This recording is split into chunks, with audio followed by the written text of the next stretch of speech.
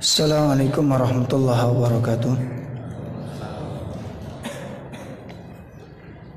Alhamdulillahi rabbil alamin. Wassalatu wassalamu ala anbiya wal mursalin wa ala alihi wa ashabihi wa man tabi'ahum bi ihsanin ila yaumiddin. Asyhadu an la ilaha illallah wahdahu la syarikalah wa asyhadu anna Muhammadan abduhu wa rasuluh. Ya ayyuhalladzina amanu taqullaha haqqa tuqatih wa la tamutunna illa wa antum muslimun.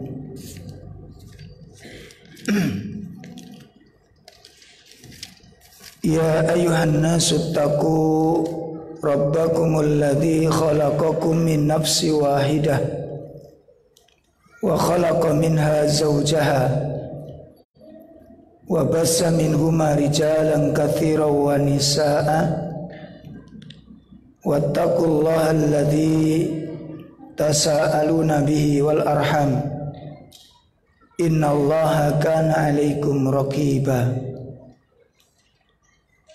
I'lamu anna asdaqal hadits kitabullah wa khairal hadyi hadyu Muhammadin sallallahu alaihi wasallam wa syarrul umur muhdatsatuha wa kullu muhdatsatin bid'ah wa kullu bid'atin dhalalah wa kullu dhalalatin finnar. Ikhwatul iman rahimani wa rahimakumullah, bapak-bapak serta ibu-ibu jamaah salat maghrib dan majelis taklim yang semoga dimuliakan Allah Subhanahu wa taala. Alhamdulillah pada malam hari ini atas pertolongan Allah, atas inayahnya kita bisa hadir untuk melaksanakan perintah Allah Subhanahu wa taala, untuk mensyiarkan Islam, untuk menghidupkan sunnah, dan untuk menggapai banyak kemuliaan yang bisa kita laksanakan pada malam hari ini. Ini merupakan anugerah yang besar dari Allah Subhanahu wa taala yang diberikan kepada kita semua.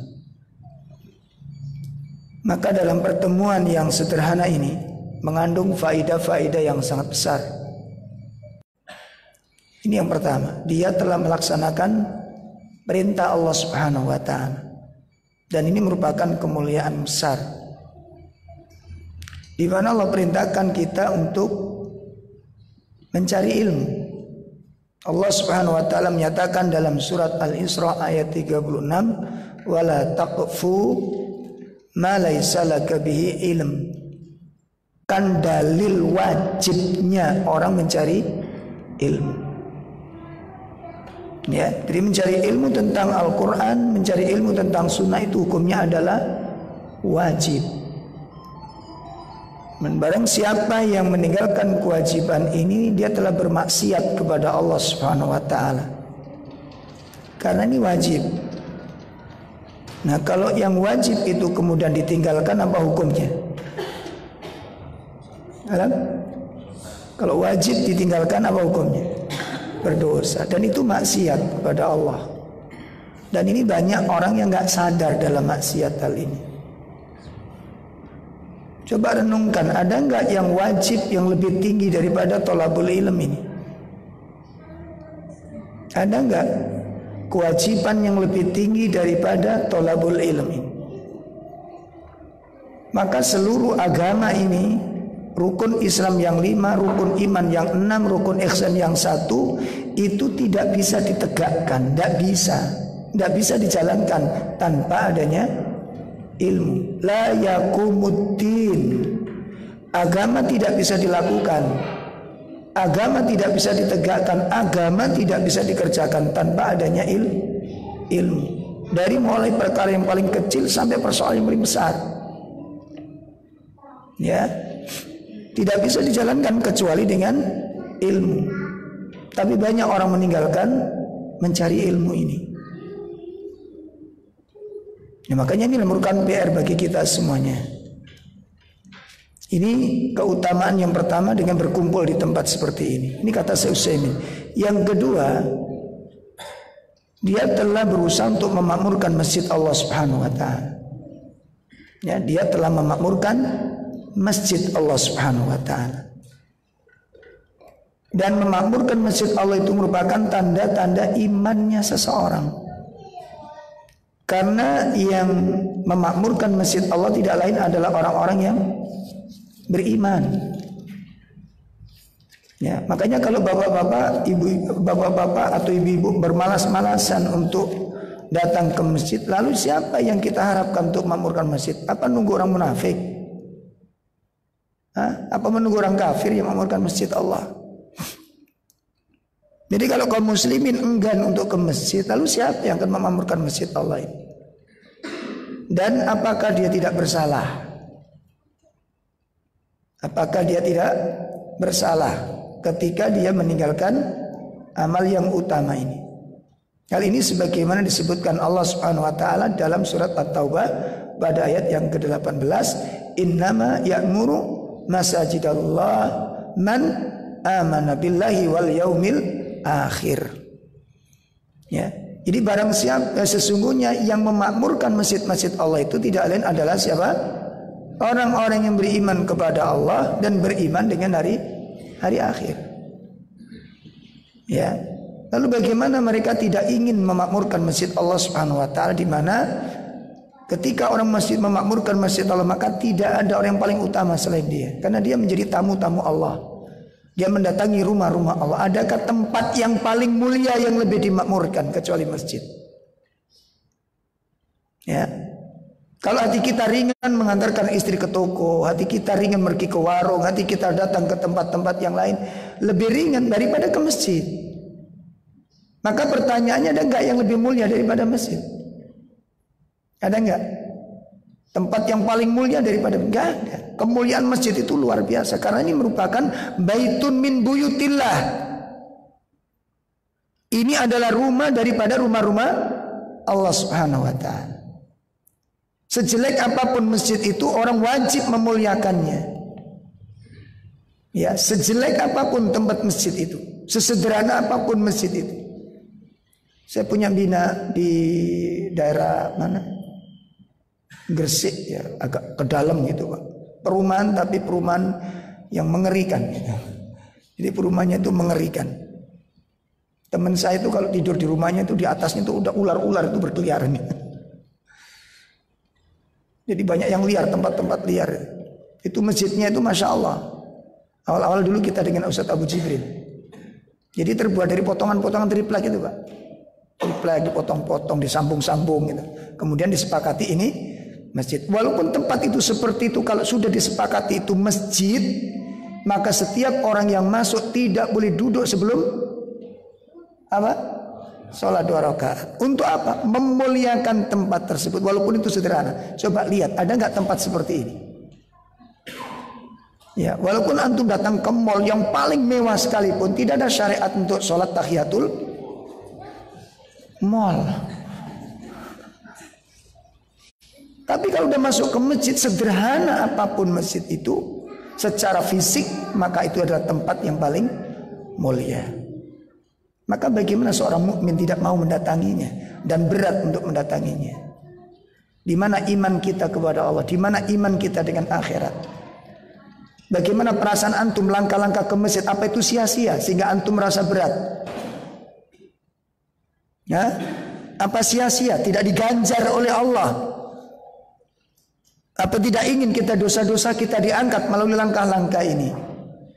Tidak kita ingin derajat kita ditinggikan oleh Allah melalui langkah-langkah ini?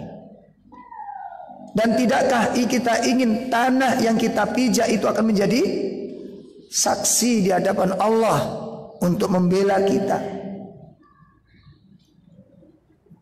Coba ayun bayangkan, kalau orang sudah mikir begini, datang ke masjid itu satu kenikmatan. Makanya dalam satu kisah, Syekh Utsaimin itu pernah datang ke masjid dalam keadaan nyeker, Pak, tidak bersandal. Lalu ditanya sama santri-santrinya, Syekh, kenapa kok tidak pakai sandal? Kemudian beliau menghadap ke jalan yang dilewati itu. Beliau mengatakan apa? Insyaallah saya ingin telapak kaki saya itu akan menjadi saksi di hadapan Allah Subhanahu wa taala.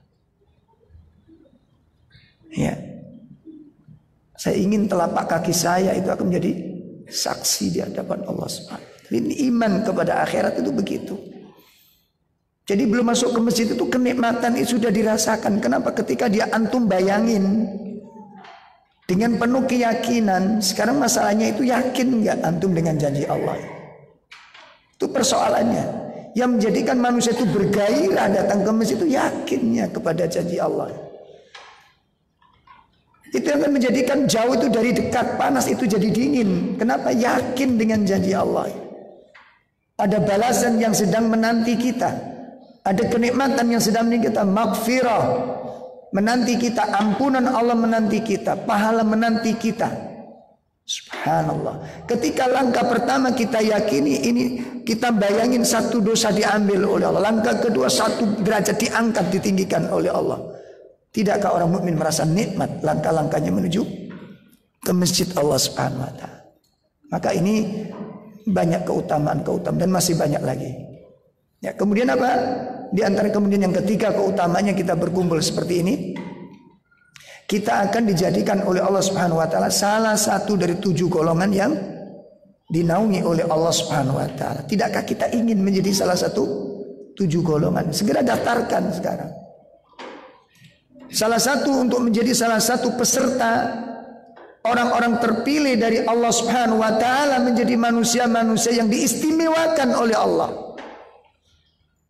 Di saat panas yang menghujam kepada manusia dihadapkan dengan keringat yang luar biasa, yang tidak pernah terbayang oleh kita semua, beban yang sangat berat.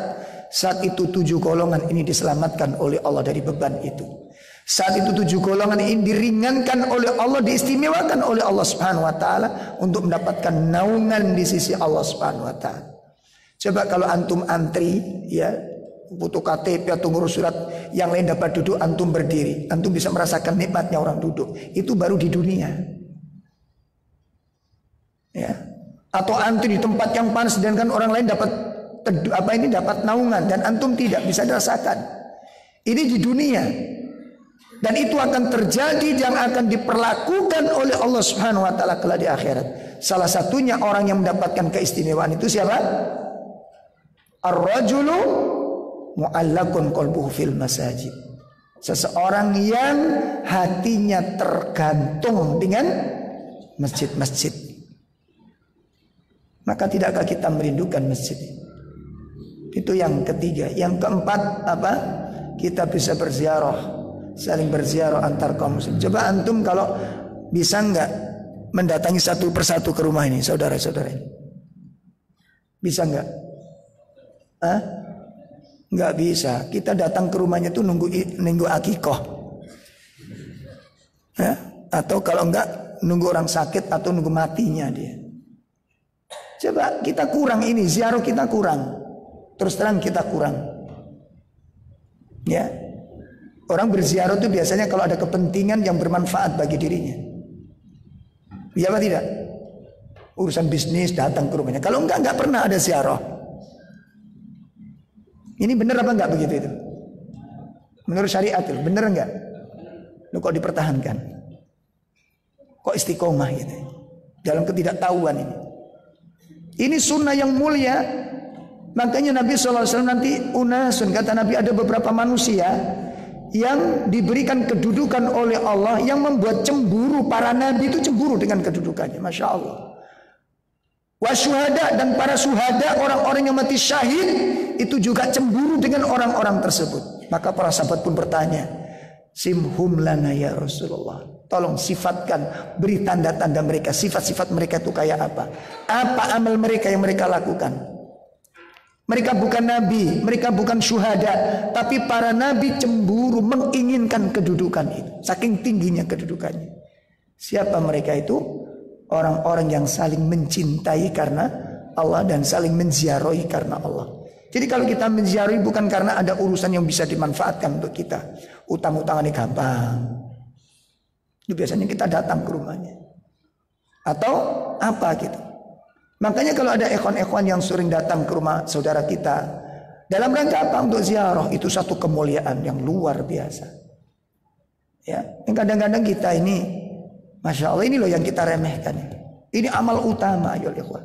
Syekh Abdullah Azim, ya, salah satu murid senior Syekh Albani rahimahullah taala, itu menulis sebuah kitab, namanya judulnya itu Ahbabullah.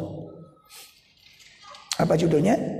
Ahbabullah, kekasih-kekasih Allah. Salah satunya siapa? Orang seperti ini. Orang yang saling mencintai karena Allah, orang yang saling menziarahi karena Allah Subhanahu wa taala. Ya. Maka apakah kita sudah memiliki amal ini? Dan itu bisa kita lakukan sekarang, bisa ketemu di tempat ini, masya Allah. Bisa melihat keadaannya. Ya, bisa tahu kabarnya melalui majelis taklim ini. Kita jadikan saran untuk saling menziarahi. Itu kata Syekh Utsaimin. Kemudian yang kelima, kata Syekh Utsaimin, apa katanya? Salah satu keutamaan kita berkumpul di tempat seperti ini adalah saling menyebarkan salam. Masya Allah. Berapa kali kita ucapkan salam tadi? Hah? Ya, setiap ketemu kan, ketemu teman, assalamualaikum, assalamualaikum, assalamualaikum. Itu luar biasa ya ikhwan. Dan masih banyak lagi tentunya yang tentu tidak mungkin saya terangkan satu persatu. Nah, ikhwatul iman rahimani wa rahimakumullah. Jadi makanya semangat untuk taklim, semangat untuk mendatangi masjid itu harus kita bangun dalam hati kita masing-masing karena memiliki apa? Keutamaan. Ya. Keutamaan.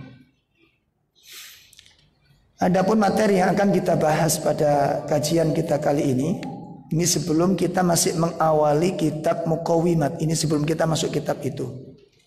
Karena Muqawimat itu tentang bekal-bekal seorang dai.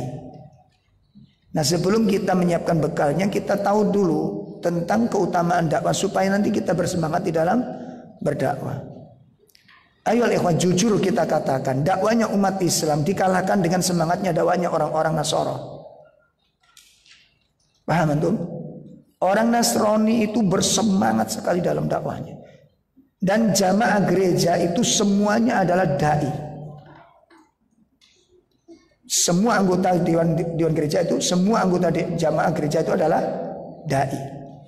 Sebenarnya ini keliru. Umat Islam itu adalah umatun dakwah. Ya, jadi kita semua ini adalah para dai-dainya Allah Subhanahu wa taala. Adapun kapasitas dakwahnya dibagi menjadi dua. Yang pertama dakwah ijtimaiyah, yang kedua dakwah fardiyah. Adapun dakwah ijtimaiyah, dakwah secara kolektif seperti sekarang ini, kita dakwah ijtimaiyah. Kemudian ada tabligh, ya, ada taklim secara rutin, melibatkan banyak orang, ini namanya dakwah apa? Ijtimaiyah. Adapun dakwah fardiyah itu dakwah yang lebih mudah untuk dijalankan. Seperti suami mendakwai istri, kemudian ada anak mendakwai orang tua, atau istri mendakwai suami, atau antum mendakwai orang lain. Nah, kalau karakter orang itu sudah memiliki jiwa dakwah, dimanapun dia bertempat tinggal, maka dakwah akan timbul di situ. Mestinya umat Islam begitu. Jadi kalau jiwa-jiwa dakwah itu ketemu dengan siapapun, itu merupakan jadikan target dakwah. Seperti kalau orang jiwanya musik, ngelihat apa saja jadi apa Pak? Jadi musik, jadi syair. Lihat orang jual koran jadi lagu. Lihat pelacur jadi lagu. Iya emang enggak? Lihat orang pacaran jadi lagu, orang cerai jadi lagu. Iya apa enggak? Iya, sama dengan orang yang kalau sudah punya jiwa cari rosokan, melihat apa saja jadi rosokan semua itu. Mereka jiwanya begitu, lihat sandal, oh ini dijual kena ini. Karena jiwanya sudah apa? jiwa rosokan. Saya dulu kalau suka sepak bola, saya dulu masih bujang itu Pak, masih muda dulu. Sekarang udah menjelang tua ini. Itu kalau melihat tanah lapang sedikit itu udah apa? Gemrenget ini pas sepak bola enak ini sudah. Pokoknya lihat tanah lapang ini sepak bola enak. Udah begitu, karena apa? Udah menjiwai seperti itu. Coba antum lihat jiwanya apa saja akan ke sana. Jiwa bisnis, ngelihat apa saja akan dijual. Saya ada teman saya itu, mungkin antum kenal yang namanya Pak Hamdi. Saudara kita di Sedati. Oh itu pintar, jiwa bisnisnya pintar itu. Beli rumah, benahi, ditawarkan orang rumah itu. Makanya waktu saya diajak tidur ke rumahnya, saya guyoni gitu. Ntar saya tidur rumah antum tawarin gitu. Sedangkan saya masih di dalam. Ya enggak Ustaz, antum punya jiwa-jiwa apa? Jiwa dagangnya tinggi, beli mobil apa saja cepat laku gitu loh. Jadi memang sampai teman-teman yang dari Candramas itu bilang, lambe miku susuan ya. Pinter Pak, dagangnya pinter, luar biasa. Pinter, saya juga pinter. Makanya orang seperti ini ngelihat apa saja jadi apa? Jadi bisnis bagi dia objek bagi dia gitu. Makanya umat Islam mestinya itu adalah umatun dakwah. Umatun dakwah. Dia setiap melihat tempat, setiap melihat peluang, setiap melihat kondisi itu jadikan sarana untuk dakwah. Ketemu siapa saja ini aset untuk dakwah. Paham ini? Nah, ini yang mungkin akan kita bahas pada malam hari ini tentang fadilah dari dakwah ilallahi azza wajalla, keutamaan di dalam dakwah kepada Allah Subhanahu wa taala. Supaya nanti jiwa kita semangat untuk mengajak ini. Ya, karena terus terang kita ini selama ini dalam dakwah itu nunggu bola, bukan jemput bola. Mestinya dai itu nunggu menjemput bola, bukan nunggu bola. Ngerti maksudnya ini?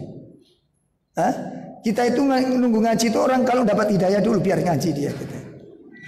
Tidak ada upaya untuk mendekati orang, mengajak orang, mempengaruhi orang untuk masuk ke dalam sunnah.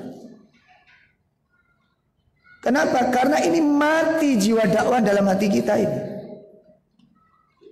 Oleh karena ini untuk supaya membangkitkan, supaya kita bangkit dan semangat di dalam dakwah, maka perlu kita ketahui tentang keutamaan di dalam dakwah. Apa saja di antara keutamaan dakwah ini? Ya, para ulama menyatakan tentang pentingnya dakwah. Ini yang pertama kita bagi. Yang pertama tentang ahamiyatu dakwah, dan yang kedua adalah fadlul dakwah, tentang keutamaan dakwah. Pentingnya dakwah dikatakan oleh para ulama, lidakwati sa'nun azim. Tentang urusan dakwah itu merupakan perkara yang sangat agung. Ya, wa makanatuhu kabirah. Dan kedudukan dakwah itu sangat tinggi, sangat besar. Oleh karena itu, karena pentingnya urusan dakwah ini, maka Allah Subhanahu wa taala mengutus para rasul dan dianjurkan kita mengikuti mereka. Diperintahkan kita untuk mengikuti mereka. Maka para ulama mengatakan, wala taqumul hayatul amana illa biha. Ya, apa kata para ulama? Tidak akan bisa tegak kehidupan yang aman kecuali dengan dakwah ini ditegakkan terlebih dahulu. Ya. Jadi keamanan hidup, kebahagiaan hidup, ketenangan hidup tidak akan bisa diperoleh kecuali tegaknya dakwah terlebih dahulu. Ya. Kemudian dakwah ini merupakan annaha sababu khidul umma minal halak. Dan dakwah ini merupakan sebab yang paling besar terjaganya umat ini dari kehancuran.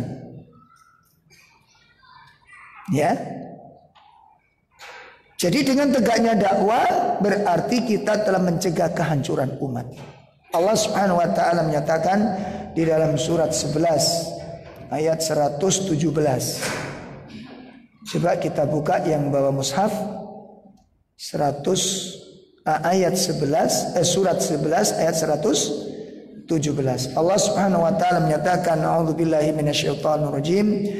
Wa ma kana rabbuka liyuhlikal qura bidzulmin wa ahluha muslihun. Ya, dan sekali-kali Rabbmu tidak akan menghancurkan suatu negeri secara zalim. Ya. Allah tidak sekali-kali tidak akan menghancurkan suatu negeri secara zalim. Wa ahluha musyrikun, sedangkan penduduk negerinya adalah orang-orang yang soleh. Artinya apa? Kalau suatu penduduk negeri itu orang-orang yang soleh, ya musyrikun disebutkan dalam tafsir Ibnu Katsir adalah penduduknya itu adalah orang-orang yang selalu melakukan kebaikan-kebaikan, ketaatan-ketaatan, kesolian. Jadi amal-amal mereka itu soleh. Kalau penduduk negeri itu seperti itu, tidak mungkin Allah menghancurkan negeri itu ketika penduduk negeri itu adalah orang-orang yang soleh, menegakkan ketaatan, menjaga kewajiban. Tidak mungkin itu dihancurkan oleh Allah Subhanahu wa taala tanpa adanya sebab. Ya. Sehingga dengan adanya ayat ini menunjukkan ya bagaimana cara membentuk masyarakat yang soleh ini. Gimana? Supaya penduduk negeri itu menjadi orang-orang soleh itu bagaimana caranya? Maka tidak lain adalah iqamut dakwah, menegakkan dakwah. Iqamatud dakwah, menegakkan dakwah itu kuncinya. Ya, maka tidak ada cara lain untuk memperbaiki umat ini. Saya pernah duduk bersama Mas Syekh ketika di Bogor. Disampaikan kepada para duat di situ, ditanyain, kalau antum menemukan air di bak mandi itu sudah bercampur dengan air najis, maka bagaimana cara antum untuk membersihkan air ini? Diapakan Pak enaknya? Jadi kalau kita ada ketemu bak mandi, airnya sudah bercampur dengan najis, maka untuk membersihkannya bagaimana? Apa? Dipenuhi sampai apa? Ada teman-teman yang lebih sederhana, ditumplek, dibuang. Ya itu cara yang paling efektif. Itu kalau air. Lah kalau manusia dibuang kemana? Ya teman-teman jawab apa? Antum coba dimintai keterangan. Karena dai, soalnya dai. Sekarang persoalannya kalau kita bertemu dengan masyarakat yang bercampur dengan perkara-perkara maksiat, tapi yang antum lakukan. Ya, makanya orang-orang yang simpel yaitu tadi bom, itu tadi ringkas diganti penduduk yang baru gitu. Iya kan? Maka ini merusak, bukan memperbaiki. Maka ada cara yang lebih baik apa? Masukkan paralon-paralon yang banyak, kemudian kerahkan air yang bening. Itu sampai apa? Tumpah. Apa itu? Penuhi masyarakat itu dengan amal-amal soleh. Hiasi masyarakat itu dengan kesolehan-kesolehan kita. Makanya di dalam kitab Zadud Da'i yang ditulis oleh Syekh Al-Utsaimin, antum bisa beli bukunya nanti. Ya, terjemahnya ada Zadud Da'i ilallah, bekal seorang dai. Itu buku saku, sangat bagus. Apa kata beliau? Salah satu sikap seorang dai tidak boleh membuat tabir antara dirinya dengan umat. Paham ini Pak? Tidak boleh seorang dai membuat tabir, membuat tembok pembatas antara dirinya dengan umat. Kenapa? Karena dai hidup di tengah umat itu dia adalah uswah. Bagaimana hidup di atas sunnah ditunjukkan di depan umat supaya umat kenal hidup dengan cara sunnah itu. Ini. Oleh karena itu maka kita akan sampaikan secara langsung, ya. Langsung saja kita bahas tentang keutamaan daripada dakwah ini. Yang pertama, keutamaan dakwah atau dalam istilah yang disebut amar ma'ruf nahi mungkar atau bahasa yang disebut an-nasihah itu satu kompleks, cuma memiliki beda-beda dan peran-peran yang berbeda. Ya, tapi intinya sama. Yang pertama bahwa al-amru bil ma'ruf, amar ma'ruf nahi mungkar, itu adalah tugas para nabi dan para rasul alaihi wassalatu wassalam. Ini tugas utama. Lalu apa keistimewaannya buat kita kalau kita sudah tahu bahwa dakwah itu tugas utama para nabi dan para rasul? Apa hubungannya dengan kita? Kalau kita melakukan amal ini, berarti kita telah melakukan tugasnya siapa? Para rasul. Di situ kemuliaannya itu, Pak. Jadi ketika kita berdakwah dalam sekup apapun, dalam level apapun, berarti pada saat kita menyampaikan ilmu dalam dakwah itu, pada saat itu kita telah melakukan tugasnya para rasul. Ada enggak tugas yang paling utama melebihi tugas ini? Coba setengah itu merenungkan matang-matang ini. Ada enggak tugas yang paling utama dibandingkan dengan tugasnya para nabi dan para rasul? Ini tugas yang sangat suci. Ya. Oleh karenanya Allah Subhanahu wa taala menyatakan sebagaimana Allah sebutkan dalam surat An-Nahl pada ayat 36. Ya. Ya, surat An-Nahl pada ayat 36.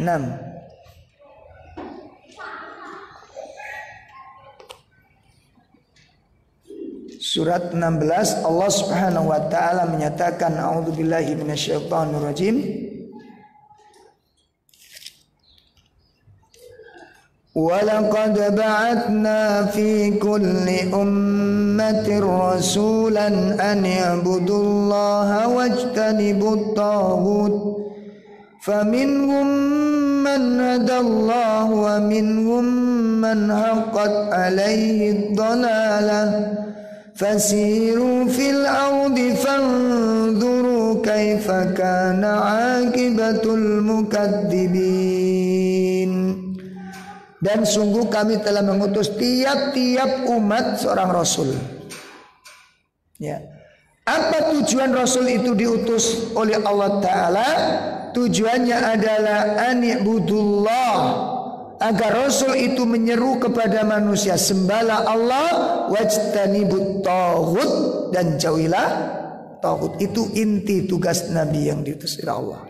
Itu inti tugas para rasul diutus oleh Allah Subhanahu wa taala.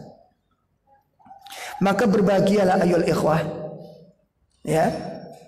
Dari setiap rasul, dari rasul yang pertama sampai rasul yang terakhir, tugasnya satu. Tugas utamanya adalah apa? Mengajak manusia supaya beribadah kepada Allah, berdakwah kepada manusia untuk menyembah Allah Subhanahu wa taala. Dari mulai nabi yang awal, dari rasul yang pertama yaitu Nabi Nuh alaihi salatu wasallam sampai kepada Nabi sallallahu alaihi wasallam, semuanya memiliki tugas yang sama. Ya, nanti bisa dilihat dalam surat 7 ayat 62. Kemudian surat 7 ayat 68. Itu semuanya para nabi, para rasul menyatakan hal yang sama. Ya. Menyampaikan hal yang sama. Sesungguhnya aku memberikan nasihat kepadamu. Ya, aku menyampaikan risalah Rabbku kepadamu dan aku memberikan nasihat kepadamu. Semua nabi dan para rasul. Maka demikian pula ketika bapak-bapak mendakwai anak-anaknya, mengajak saudara-saudaranya, mengajak tetangganya. Pada saat kita menyampaikan, saat itu kita telah melaksanakan tugas yang paling mulia. Karena pada saat itu kita telah melaksanakan tugasnya para nabi dan para rasul. Maka berbahagialah mengajak orang. Nah, adapun orang yang kita ajak pasti terbagi menjadi dua. Begitu dakwah dikumandangkan, nasihat disampaikan, amar ma'ruf nahi mungkar ditegakkan, pasti manusia yang menerima itu terpecah menjadi dua. Allah katakan dalam ayat ini, faminhum, ada sebagian di antara mereka man hadallah, orang-orang yang diberikan petunjuk oleh Allah kemudian menerima dakwah. Wa minhum man haqqat alaihi dhalalah, dan ada sebagian di antara mereka yang telah ditetapkan atasnya kesesatan. Artinya apa? Menolak dakwah. Jadi kalau kita ngajak orang sudah disiapkan dua hal. Kalau nggak diterima, ditolak. Kalau diterima jangan terlalu bahagia, dan kalau ditolak pun jangan terlalu, itu konsekuensinya. Makanya kalau antum ke lapangan nanti terasa dakwah itu terasa. Kalau di masjid-masjid ini kurang terasa, karena antum datang memang untuk ngaji. Ya, saya pertama kali ketika ngisi kajian mata baca itu majelis taklim tukang becak. Itu hari pertama itu pulang itu stres berat saya. Dan saya belum merasakan dakwah seberat itu. Kenapa? Karena waktu taklim itu dibikin begejekan, tahu begejekan? Makanya bapak-bapak, kita sempatkan waktu untuk sejenak untuk mendengarkan nasihat. Amin, amin, amin gitu Pak. Teriak-teriak itu bukan mengamini benar gitu. Dalam rangka apa? Mengejek. Supaya kita selamat. Ngono kusun dan teriak bisa kerungu, rungokno iku ngono. Makanya ngaji cek selamat kon. Itu diteriak, Masya Allah. Jadi kalau sing ngereken belas Pak, ngomong guyon gitu, Masya Allah. Stres. Ada yang membawa mushaf, boten Pak niki gombal ge ngelapi becak ngono jawab. Coba gak stres dong. Berat waktu itu sampai pulang itu, makanya waktu bulan kedua saya ditelepon Ustadz, besok waktunya majelis taklim mata baca itu belum ketemu majelisnya udah stres duluan Pak. Bayangin apa? Antum bisa rasain, Masya Allah. Antum tahu tuh karakter teman-teman tukang. Ini bukan bermaksud untuk apa namanya menghina, enggak. Tapi karakter dasarnya kan begitu. Tapi melalui proses. Subhanallah. Akhirnya langkah yang kedua saya mikir enaknya apa, materi kemarin kan nggak nyentuh sama sekali. Akhirnya saya bikin model cangkruan. Tahu cangkruan itu? Jadi kayak kopi ngelesehan gitu. Begitu ngaji setelah assalamualaikum pun ya nopo cak kabari cak sampean cak manten gitu. Malah nyantol ceket gitu. Subhanallah, mulai pendekatan kita dekati sudah mulai nyadet. Subhanallah, akhirnya berkembang sampai betul-betul mereka cinta dengan ngaji. Itu proses yang begitu luas. Jiwa mereka kan jiwa merdeka Pak. Ya, tidak pernah kesentuh dengan dakwah. Kalau jalan itu pasti mengambil jalan yang bersimpangan. Gitu. Jadi kalau umumnya jalan ke selatan, dia mesti jalan ke utara gitu. Itu manhajnya mereka begitu. Jadi kalau pas rame-rame dia malah terobos gitu. Pokoknya urusannya cuma dua, nenggor totalan nutok. Urusannya cuma itu, ringkes gitu. Nenggor totalan gitu aja sudah. Makanya kan becaknya dekek ngarep, kamu mungkin dekek mburi duluan gitu kan. Itu karakter mereka, karakter bebas, karakter merdeka. Jadi ngomong pun merdeka mereka. Subhanallah, setelah itu Allah berikan petunjuk ke teman-teman ini, hidayah, berubahnya hati. Saya cuma satu waktu dakwah itu, Allah yang membolak-balikkan hati. Makanya kalau kita dakwahi orang, jangan lihat orangnya. Saya yakin kalau antum punya tetangga, ya tetangga itu preman lah, preman gitu, anti sunnah. Lihat orang sunnah itu baru ngelihat itu sudah mual-mual dia. Ya, tatuan, tukang mabuk, tukang judi, tukang naudzubillah sudah.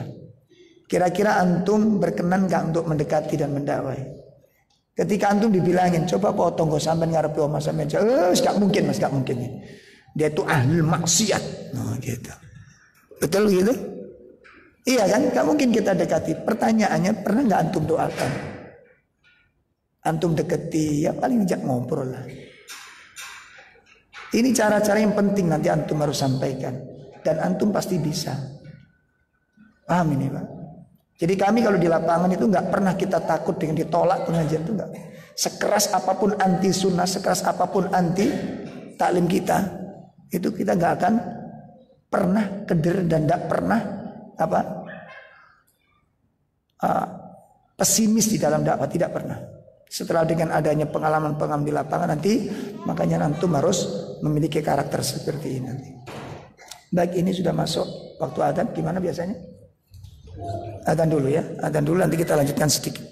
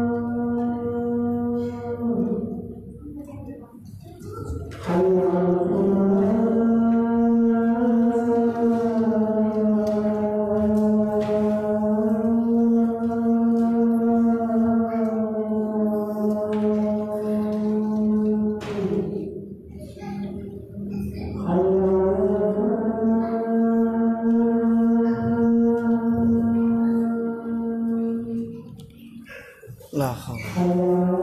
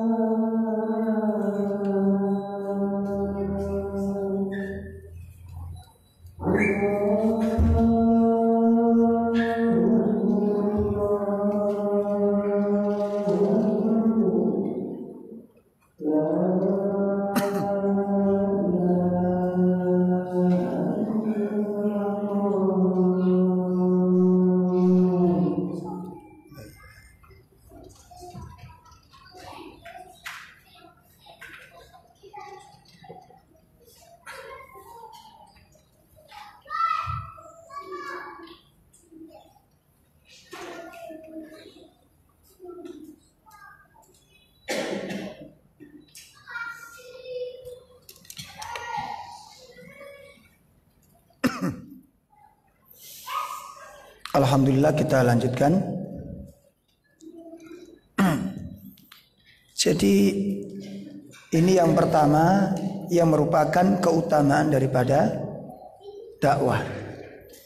Kemudian berkata Imam Ibnul Qudamah Al-Maqdisi rahimahullah ta'ala, "I'lamu annal amr bil ma'ruf wan nahyu 'anil munkar." Kata Imam Ibnu Qudamah Al-Maqdisi, beliau berkata, ketahuilah, kata beliau, ya, annal amru bil ma'ruf wan nahyu 'anil munkar, bahwasanya amar ma'ruf nahi munkar wa asasul azima fid din, itu merupakan poros yang paling agung dalam agama ini. Ya. Jadi poros yang paling agung dalam agama ini adalah dakwah. Ya, poros yang paling utama dalam agama ini adalah dakwah. Sampainya tauhid kepada manusia, faktornya apa? Dakwah. Orang mengenal sunnah, dakwah. Karena dakwah, ketika dakwah tidak berjalan, ketika dakwah ini tidak berkembang, maka tentu orang tidak bisa mendapatkan pencerahan-pencerahan tentang ilmu syar'i ini. Orang tidak akan mendapatkan keutamaan-keutamaan ilmu. Orang tidak akan mengetahui tentang keutamaan Islam, keindahan sunnah, keistimewaan tauhid. Orang tidak akan mengenal. Kita mengenal tentang keutamaan tauhid, mengenal tentang indahnya sunnah, mengenal tentang kesempurnaan Islam. Semua itu kita peroleh dari mana? Dari dakwah. Perubahan karakter yang kita alami itu dari mana kita dapatkan? Hah? Dari dakwah. Maka jangan sekali-kali kita tinggalkan dakwah. Dan jangan pernah diremehkan dakwah. Karena beliau mengatakan, andai kata tugas utama ini ditiadakan, andai kata tugas utama ini dia tiadakan, maka akan muncul segala kerusakan dan kebinasaan di mana-mana. Maka dunia pun akan hancur. Itu ketika dakwah ini tidak berjalan. Ya, ketika dakwah itu tidak dilaksanakan. Ini yang pertama. Kemudian keistimewaan yang kedua, keutamaan dakwah yang kedua.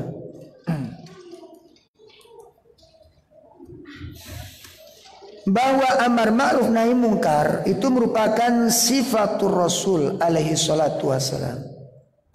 Ya. Jadi amar ma'ruf nahi mungkar itu merupakan salah satu sifat khusus Nabi Muhammad sallallahu alaihi wasallam. Artinya apa? Berarti kalau kita melaksanakan amar ma'ruf nahi mungkar, kita telah mengambil salah satu sifat beliau. Dan ini sifat yang paling utama. Yang tentunya orang muslim bangga dengan sifat ini, di mana dia memiliki salah satu sifat yang dimiliki oleh Nabi alaihi salatu wasallam. Tidak ada kebanggaan yang paling dibanggakan seorang mukmin Tidak ada kebahagiaan yang paling membahagiakan orang mukmin kecuali orang mukmin memiliki sifat-sifat yang dimiliki oleh Nabi Shallallahu Alaihi Wasallam. Coba kadang-kadang kan ada orang pamer foto dia dengan ustadz, ada nggak? Ada. Posting, nih saya dengan ustadz. Kalau umroh berarti ketemu dengan ustadz siapa? Yang di bagian Masjid Nabawi ketemu ustadz Firanda. Ini saya foto dengan ustadz Firanda di Masjid Nabawi. Kita tunjukkan, kita postingkan. Untuk apa ini? Halo?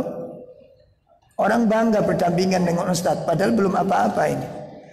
Apa nggak lebih bangga lagi kalau kita punya sifat yang itu merupakan sifatnya Nabi Shallallahu Alaihi Wasallam? Kalau sekedar jajan dengan ustadz saja bisa dibangga-banggain gitu kan? Kadang-kadang bisa dijadikan bahan riak. Hati-hati loh. Dalam kitab Bahjatun Nadhirin oleh Syekh Salim Italilal, ketika bahas masalah macam-macam riak itu kita kayaknya banyak yang kena itu. Ya, teman akrab, kedekatan dengan ustadz, orang-orang terkenal itu bisa dijadikan sarana untuk riak. Ya, mungkin ustadz sering ke rumahnya. Ustadz itu kalau ke Sidoarjo pasti ke rumah saya. Itu terus ngapain gitu kan? Kalau antum datangi pasti masuk surga kan enggak gitu kan? Ya, tapi itu satu kebanggaan bagi kita, tidak masalah, itu kebanggaan memang. Cuma jangan sampai menimbulkan apa penyakit. Itu bisa dijadikan sarana riya. Orang yang menziarahi dirinya, orang yang menjadi teman akrabnya itu bisa dijadikan sarana untuk riya. Nah, itu saja orang bangga gitu. Makanya kita kutip ya, mana yang lebih kita patut banggakan kalau kemudian kita punya sifat yang sifat itu merupakan sifat dasar Nabi SAW. Coba kita nggak kepingin memiliki sifat-sifat Rasul SAW di dalam diri kita yang segala sesuatunya terbatas ini. Ilmu kita terbatas, amal kita terbatas. Tidakkah kita ingin menempelkan sesuatu yang mulia pada dalam diri kita ini? Salah satunya adalah kita ingin memiliki salah satu sifat Rasul sallallahu alaihi wasallam. Salah satu sifat Nabi Muhammad sallallahu alaihi wasallam. Apa itu? Dakwah. Itu salah satu sifatnya Nabi yang paling khas, yang paling menonjol. Salah satu sifat Nabi adalah beliau selalu berdakwah, dan itu sudah dijelaskan oleh Allah sifat ini di dalam Taurat dan di dalam Injil, dan ini dijelaskan oleh Allah Subhanahu wa taala di dalam surat Al-A'raf ayat 157. Alladzina yattabi'una ar-rasulan nabiyyal ummiyal ladzina yajidunahu maktuba الذي يجدونه مكتوبا عندهم في التوراة والإنجيل يأمرهم بالمعروف وينهاهم عن المنكر ويحل لهم الطيبات ويحرم عليهم الخبائث ويضع عنهم إصرهم والأغلال التي كانت عليهم فالذين آمنوا به وعزروه ونصروه واتبعوا النور الذي أنزل معه أولئك هم المفلحون. Yaitu orang-orang yang mengikuti Rasul, Nabi yang ummi, ya, yang namanya mereka dapati tertulis di dalam kitab Taurat dan terdapat juga dalam kitab Injil yang ada pada mereka. Yang mana sifat-sifat mereka itu apa? Yang menyuruh mereka mengerjakan yang ma'ruf dan mereka mencegah perbuatan yang. Jadi sifat Nabi sudah tertulis dalam kitab Taurat dan sudah tertulis dalam kitab Injil. Salah satu kebiasaan Nabi dan sifat beliau adalah amar ma'ruf nahi mungkar. Makanya kalau bapak-bapak, ibu-ibu menegakkan amar ma'ruf nahi mungkar di rumahnya, maka kita telah menempelkan dan kita telah mengambil salah satu sifat yang mulia dari sifat Nabi Shallallahu Alaihi Wasallam. Makanya ibu yang senang nasihati anak, yang senang. Kadang-kadang kalau anaknya sulit dinasihati itu orang tua, suami istri kadang-kadang saling melempar tugas. Betul apa enggak ini, Pak? Ketika anaknya yang sulit dibangunkan, maka dia capek, dia membangunkan, dilempar ke ada istri. Mi anake tangekno iku subuh iki. Katanya istrinya, sampean tangekno dhewe nek tak gugah angel katanya. Kata suaminya, podo ae. Nek tak kayu angel ini. Ada yang seperti itu? Ada Pak? Enggak ada, soalnya anaknya di pondok semua. Anak saya yang pertama ketika di Bukhari, liburan, pengaruh pondok itu luar biasa Pak, luar biasa. Pas liburan kita bawa pulang. Hari pertama, jadi sebelum saya nasihati ke kamarnya, baru buka pintu, grek gitu. Dia terbangun, langsung ke kamar mandi. Masya Allah, saya kaget, Masya Allah, Alhamdulillah. Jadi gak sampai apa ini? Gak sampai ngomong itu, baru dengar pintu terbuka, gretek gitu. Dia langsung bangun, langsung ke kamar mandi. Saya bilang dalam hati saya, ini pengaruh pondok ini, Masya Allah. Hari pertama. Hari kedua, gretek, dia melek tapi gak bangun. Saya bingung loh, kenapa kok gak bangun dia? Akhirnya datangin, Dok, subuh. Ya sudah tahu. Kok api di sini? Dia tolak-tolak. Baru saya. Oh kemarin dikira masih di pondok. Makanya gitu gretek langsung bangun. Kalau di pondok kan kalau bangun nggak bangun dijonjong sama ustadznya itu. Makanya anak pondok itu pun gretek itu langsung bangun gitu. Lah dipikir pada malam pertama itu dia ketika saya buka pintu dikira masih. Begitu sudah tahu di rumahnya sendiri. Antum tahu, itu rujuk kembali. Balik asal Pak. Ya Allah, angel, Masya Allah. Lah ini kadang-kadang ujian bagi orang tua. Antum rasakan nanti didik anak, yang paling berat itu didik anak nanti. Paling berat itu. Ya, jadi nggak semudah yang kita bayangkan. Nah, ayo, makanya bentuk anak soleh itu, apalagi di zaman apa ini? Di zaman itu Masya Allah Pak, berat, tidak gampang. Makanya kalau kita pelajari tentang keutamaan, insya Allah akan ringan dakwah ini. Karena kita tidak melihat pengaruhnya. Kita nggak melihat orang terima atau tidak, itu bukan urusan kita. Paham? Paham ini Pak? Kalau dakwah itu tugas kita, saya ingin dapatkan keutamaan ini. Soal nanti orang menerima atau tidak, itu bukan tanggung jawab kita. Bukan tanggung jawab kita, itu akan ringan dakwah ini. Baik ya, itu yang kedua. Kemudian yang ketiga, keutamaan dakwah. Ya, keutamaan dakwah. Bahwa dakwah itu termasuk kewajiban yang paling penting di dalam Islam ini. Ya. Bahkan dia merupakan pintu gerbangnya seluruh kebaikan dalam agama. Dakwah. Puncak daripada agama. Ini dakwah. Sumber segala kebaikan. Sumber dari segala hidayah. Itu adalah dakwah. Oleh karena itu dalam sebuah hadis yang berasal dari sahabat Tamim Ad-Dari radhiyallahu an, Nabi SAW menyatakan ad-dinun nasihah. Ad-dinun nasihah. Ad-dinun nasihah. Nabi mengutarakan sampai 3 kali. Agama itu adalah nasihat. Agama itu adalah nasihat. Maka para sahabat mengatakan, qalu liman ya Rasulullah, untuk siapa dakwah itu? Nabi SAW mengatakan yang pertama lillah, untuk Allah. Wali kitabi, untuk kitabnya. Wali rasul, untuk rasulnya. Wali a'immatil muslimina aulil mu'minina wa ammatihim. Dakwah itu untuk Allah, untuk kitab, untuk rasulnya, dan untuk pemimpin-pemimpin orang muslim, atau pemimpin-pemimpin orang mukmin, atau dakwah untuk seluruh manusia. Maka Nabi mengatakan ad-dinun nasihat. Agama itu nasihat. Kenapa benar mengatakan agama itu nasihat? Padahal agama itu ada ibadah, ada fikih, ya, ada akidah. Lalu kenapa Nabi mengatakan ad-dinun nasihat? Agama itu adalah nasihat. Itu seakan-akan tidak ada yang lain kecuali nasihat. Karena seluruh yang saya katakan tadi dari awal, akidah kita bisa dapatkan. Dapat dari mana itu kita semua? Dari dakwah. Kalau tidak ada dakwah, kita nggak mungkin mengenal semuanya. Paham ini Pak? Nggak mungkin kita kenal tauhid, nggak mungkin kita kenal sunnah, nggak mungkin kita kenal manhaj. Nggak mungkin kita kenal syirik kalau nggak kenal tentang dakwah ini.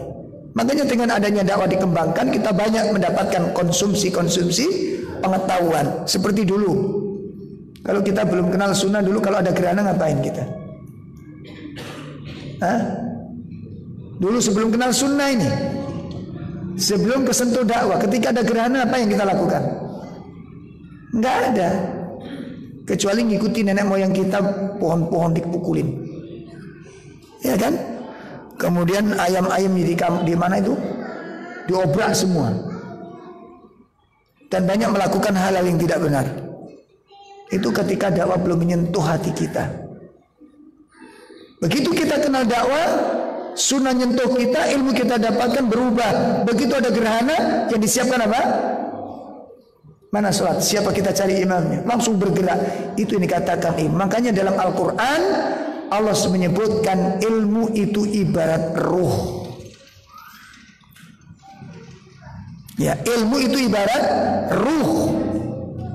Sehingga orang yang beragama tidak memiliki ilmu ibarat jasad tidak memiliki ruh, tidak bisa berbuat apa-apa tanpa ilmu. Antum kalau percaya nanti kalau ada orang meninggal, tetangga di masyarakat umum, nanti yang takziah itu 500 orang, Pak, katakan begitu, yang sholat berapa? Hah? Antum bisa hitung nanti, dan itu antum bisa buktikan nanti. Gak ada yang ikut sholat. Sampai beberapa pengurus takmir musola, imam kadang-kadang imam, Mas, ayo menyolati Pak. Apa jawabnya? Titip Pak Raupah. Titip, Masya Allah. Gak paham, gak ngerti keutamaan sholat jenazah, gak ngerti. Coba kita kan gak mungkin kalau takziah kemudian gak ikut sholat, gak mungkin kan? Dari mana itu kita dapatkan? Hah? Dari mana itu kita dapatkan? Semua yang kita lakukan dalam agama ini itu faktor daripada dakwah. Sebabnya adalah sampainya dakwah kepada kita. Kemudian dalam satu riwayat, hadis ini diriwayatkan oleh Imam Muslim dan juga Imam Abu Dawud. Kemudian dalam satu riwayat dari Jarir bin Abdullah radhiyallahu an, dia berkata, bayatu Rasulullah sallallahu alaihi wasallam iqamis shalah. Kata sahabat Jarir, saya membaiat Rasulullah sallallahu alaihi wasallam untuk menegakkan salat. Wa itaiz zakah, dan aku juga berbaiat kepada Nabi untuk mengeluarkan zakat, dan aku juga berbaiat kepada Nabi wa nuskhi likulli muslim, saya akan berbaiat untuk berjanji akan memberikan nasihat kepada setiap ketemu dengan kaum muslimin. Nah, ini kalau semua yang hadir di tempat ini, katakan kalau bulan depan antum bawa satu orang aja, bisa enggak kira-kira antum?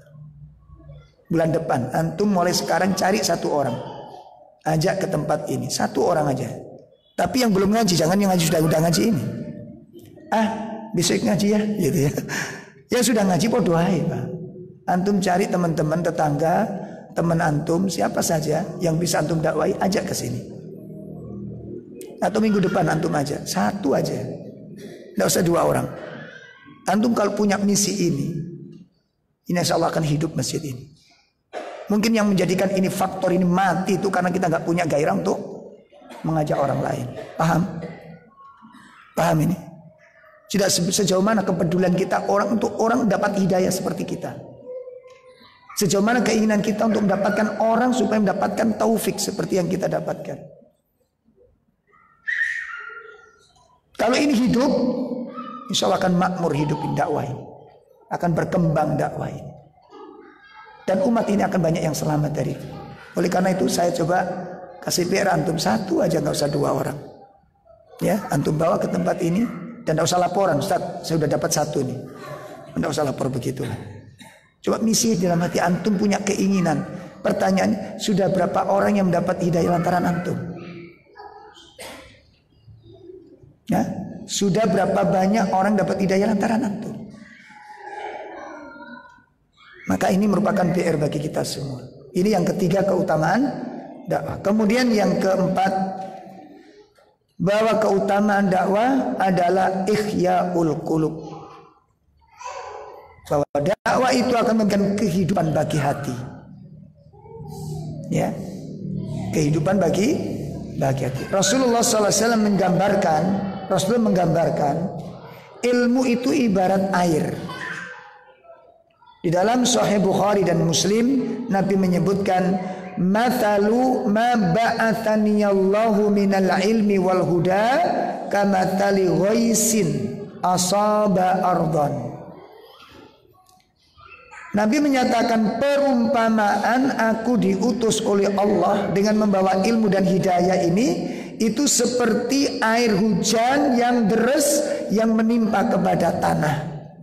Jadi Nabi menggambarkan dalam hadis ini, ilmu dan Al-Quran yang dibawa itu seperti air hujan, sementara hati manusia itu seperti tanah.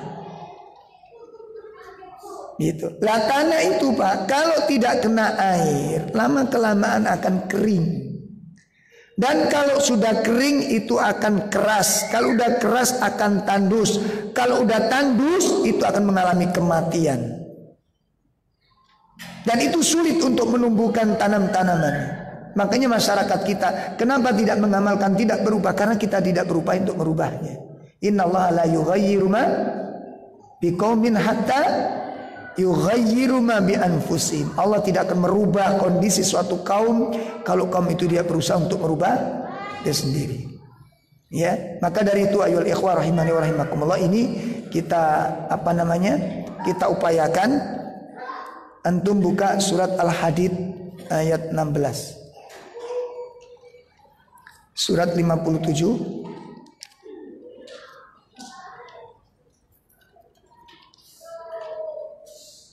Sudah? Surat 57 ayat 16. Alam ya'ni lil ladzina amanu an takhsha'a qulubuhum li dzikrillahi wa ma nazzala minal haqq. Ya, tidakkah tiba saatnya bagi orang-orang yang beriman untuk mengkhusyukkan hatinya li dzikrillahi, dengan cara berzikir kepada Allah, wa ma nazzala minal haqq, dan dengan apa-apa yang Allah turunkan dari kebenaran, dengan Al-Quran. Ya, wala yakunu kalladzina utul kitaba min qabl, janganlah kalian menjadi seperti orang-orang yang diberi kitab sebelumnya. Fatala alaihimul amadu, maka berlalulah waktu yang panjang atas mereka. Faqasat qulubuhum, dan kemudian mengeraslah hati mereka. Wa katsirum minhum fasikun, dan kebanyakan mereka menjadi orang-orang yang fasik. Ayat ini diturunkan, kata sahabat Ibnu Mas'ud, ayat ini diturunkan ketika usia keislaman kami menginjak 4 tahun. Ya, jadi ketika sahabat Ibnu Mas'ud masuk Islam 4 tahun usia keislamannya, turun ayat ini sebagai teguran sangat keras bagi mereka. Karena pada saat itu para sahabat itu agak lambat di dalam ketaatan kepada Allah. Maka turun ayat ini, tidakkah sudah tiba saatnya, sudah tiba waktunya orang-orang mukmin untuk mengkhusyukkan kepada Allah dengan zikir kepada Allah. Artinya bergegas untuk memperbaiki diri. Tidakkah sudah saat waktunya? Nunggu apa? Ya, makanya ayat ini melarang jangan sampai orang-orang mukmin itu meniru seperti orang-orang ahli kitab sebelumnya. Apa itu? Fatala alaihimul amadu, berlalu waktu yang panjang. Maksudnya apa? Orang-orang Yahudi dan orang-orang Nasrani meninggalkan kitab-kitab mereka dalam waktu yang cukup panjang. Ya, jadi orang Yahudi meninggalkan Tauratnya, orang Nasrani meninggalkan Injilnya dalam waktu yang panjang. Mereka tidak membacanya, tidak mempelajari isinya, tidak menjalankan syariatnya dalam waktu yang panjang. Karena waktu yang panjang mereka tidak berkomunikasi dengan kitab, tidak berinteraksi dengan Alkitab, akhirnya apa? Faqasat qulubuhum. Makanya hati kalau udah terlalu lama tidak mendapatkan nasihat, itu akan mengeras hatinya. Bagaimana dengan saudara-saudara kita muslim yang lain yang sama sekali tidak tersentuh oleh nasihat? Tidakkah kita ingin melembutkan hati mereka dengan nasihat? Ya, makanya tolong keterlibatan kita dalam dakwah, berkembang dan tidaknya sunnah dalam kehidupan ini tergantung para ahli sunnah itu sendiri. Berupaya untuk membangun manusia yang lain, mempengaruhi yang lain, mengajak orang lain atau tidak. Paham ini Pak? Maka di situ disebutkan faqasat qulub, bahkan keras hatinya. Maka inilah salah satu keutamaan daripada dakwah bahwa dakwah itu akan ikhyaul qulub, itu akan memberikan kehidupan bagi hati. Hati yang mati kita lihat masa jahiliyah telah dibeberkan oleh Allah, masa kegelapan telah diceritakan oleh Allah. Bagaimana cara Allah merubah tatanan masyarakat yang rusak ini? Dengan apa, Pak? Bagaimana Allah memperbaiki manusia yang sudah rusak ini? Kejahilan, kebodohan, kemungkaran sudah menjadi karakter bagi mereka itu. Bagaimana Allah memperbaikinya? Allah turunkan dua nikmat. Yang pertama Allah utus seorang Rasul, yang kedua Allah turunkan Al-Quran. Maka dengan dua nikmat ini berubah. Bagaimana caranya? Rasul bergerak menjalankan tugasnya, Quran difungsikan untuk diajarkan kepada mereka. Ilmu itu akan menyuburkan iman dalam hati manusia. Ini diantara keutamaan-keutamaan amar ma'ruf nahi munkar, dan masih banyak lagi yang mungkin tidak bisa saya sebutkan pada malam ini. Mungkin antum bisa baca dalam kitab-kitab para ulama kita dan ustadz-ustadz kita, seperti yang ditulis oleh ustadz kita Ustadz Yazid ya dalam kitabnya Amar Ma'ruf Nahi Munkar. Kemudian bukunya Imam Ibnu Taimiyah dalam Amar Ma'ruf Nahi Munkar. Kemudian bukunya Al-Utsaimin Zatu Da'i ilallah Ta'ala tentang hal-hal seperti ini.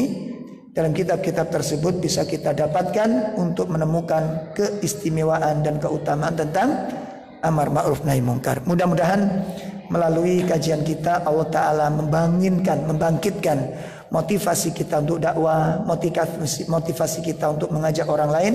Dan yang lebih menarik lagi Ustaz, kalau ada orang mendapat hidayah lantaran kita, maka seluruh ibadah yang dilakukan apa? Kita mendapatkan bagiannya. Orang itu nggak pernah baca Quran, setelah kita ajak dia baca Quran, maka bacaan Quran yang dia baca pun kita mengalir Allah berikan kepada kita. Dia sholat sebanyak yang dia lakukan, kita pun dapat semua kebaikan yang dia.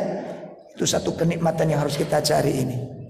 Mudah-mudahan Allah memberikan kekuatan lahir dan batin kepada kita semua untuk bisa melaksanakan tugas yang mulia ini. Aqulu qouli hadza astaghfirullah li wa lakum. Subhanakallahumma bihamdika asyhadu an la ilaha illa anta astaghfiruka wa atubu ilaik. Assalamualaikum warahmatullahi wabarakatuh.